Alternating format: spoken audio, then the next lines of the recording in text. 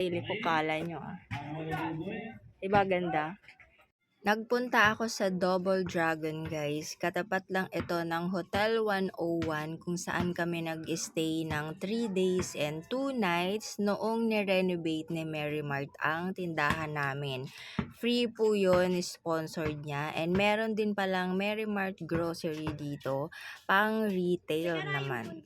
So, dito sa Ali Saudi Jewelry Gold, dito ko nabili ang kauna-unahang singsing ko na gold. I mean, unang gold ko talaga kasi hindi ako mahilig sa gold before eh. Ang gusto ko silver. Feeling ko kasi pag may gold ako, galing akong Saudi. Pero maganda pala siya bukod sa nagustuhan ko na siya ngayon, maganda rin siyang investment, 'di ba? Kasi nung unang na-member ako dito sa Ali Saudi Gold, 2,975 pa lang ang per gram nila for resellers. Ngayon ay 3,1 na. So imagine napakabilis, ilang buwan lang ang taas na kaagad. Pero pag hindi ka nila resellers, bigay nila ito ng 3,300.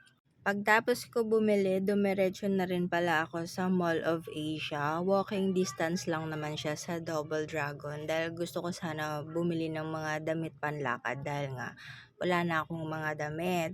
Pero dahil sumakit yung balakang ko at meron pala akong monthly dalaw, dito na lang muna ako sa Mall of Asia, yung Moa's Eye. Ayan, sa Ferris wheel, sumakay ako para ma-relax ako ng konti. Yung 200 pesos mo, good for one person at isang ikot lang siya. Nung last na punta namin, kasama ko yung dalawang anak ko and yung bunso ko sana gusto sumakay. Kaso pag gabi kayo pumunta ay sobrang haba ng pila. So much better na maaga-aga pa para wala talagang pila at makasakay ka.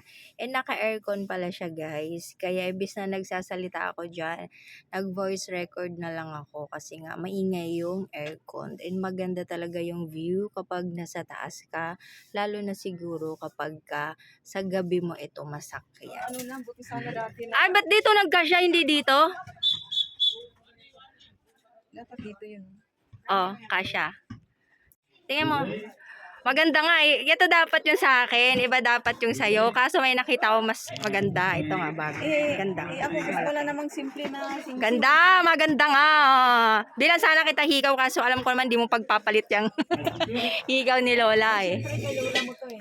Pa, dali na pa. Dapat yung may dollar sign eh. Kaya lang walang ano. Ano ka? Walang size. Ay tama na yun. Konti lang. Naksanis.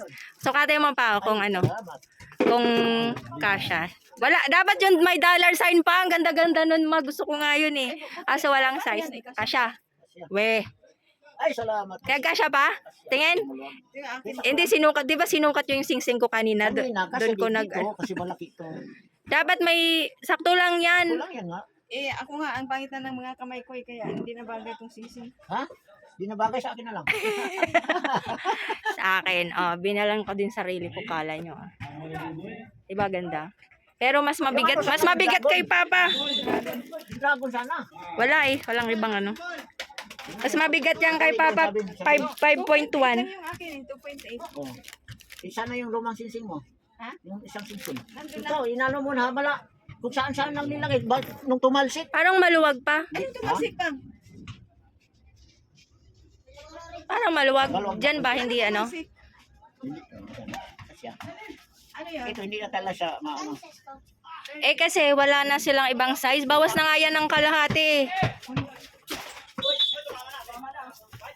Buti na napansin ko kasi nilagay mo doon sa kasama sa rilo. Ito yung sa akin. Oh. Ano bang sisto? Bulaklak. Anong sisto?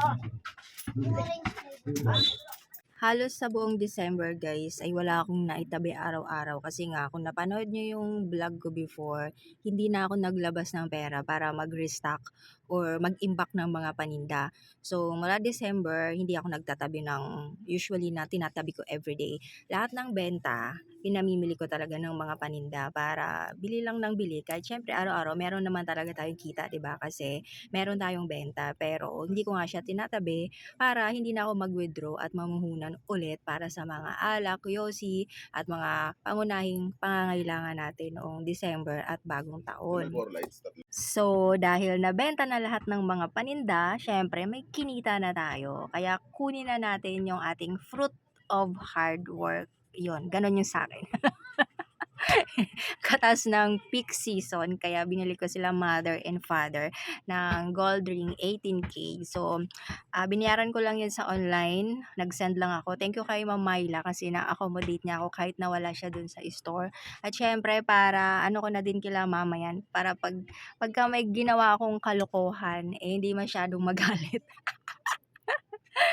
Pag alam mo na tinopak ako may gagawin akong kakaiba, ayan, maha. So, yun regalo ko kila mother. 'Di ba? Kahit papaano naman. Tsaka ang ganda naman bagay sa kanila. Kasi minsan pinapatinda ko, 'di ba? Kahit na dapat nagbabakasyon na sila mama at papa. So, thank you so much ma and pa.